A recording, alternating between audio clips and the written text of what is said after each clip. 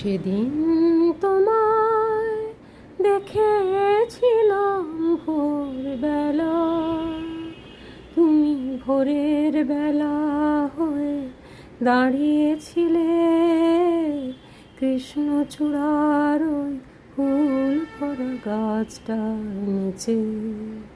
আমি কৃষ্ণচূড়ার সেই স্বপ্নকে আহা দু চোখ ভরে দেখে নিলাম।